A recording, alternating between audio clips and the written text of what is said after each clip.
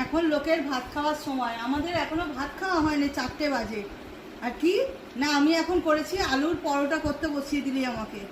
আমার তো খিদে পেয়ে যাচ্ছে বল, আমি করব কি? আমি খেয়ে খেয়েই শেষ করে দেবো। আলুর মশলাটা দারুণ হয়েছে।